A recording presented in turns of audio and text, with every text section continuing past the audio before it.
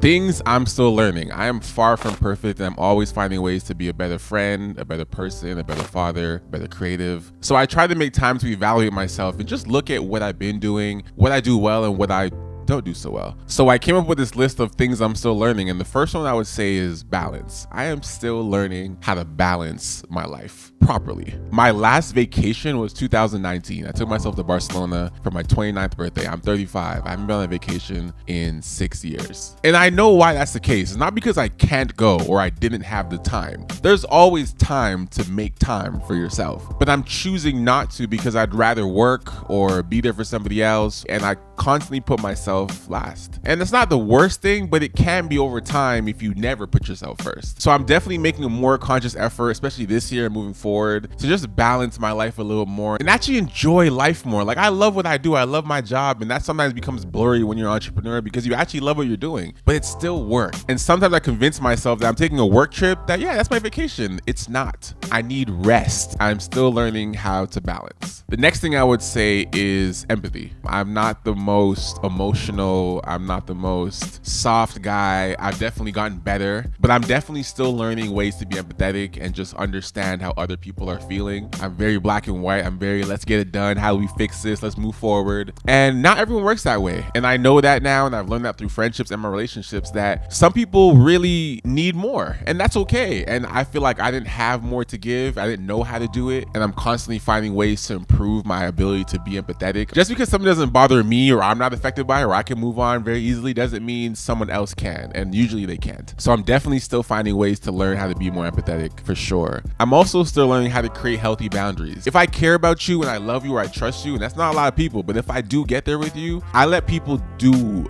a lot. You can get away with a lot. And it's not until recently where I started to really check myself to be like, you don't agree with this, do not allow this. Regardless of how someone else may feel about that, if you don't create the boundary, they will never stop. And that's something I've learned recently. People will do as much as you allow, and they'll continue to do that if you create that standard. There will always be an uncomfortable moment when you have to create that first boundary because people are just used to you not having boundaries. So when you put your foot down for the first time, there will be some resistance, but I'm definitely still learning how to respectfully create a boundary without creating conflict. Let me give you guys one more. I'm still learning what I require. I know my main wants and desires of things that I like and enjoy, but I'm really working on finding out specifically what do I need and what do I require to really be happy. And it's a constant work in progress because there's multiple things that can make you happy, but not everything that makes you happy is actually healthy for you. So that's the real kicker. Determining the difference between what you think is right for you versus what's actually right for you. Definitely still learning that.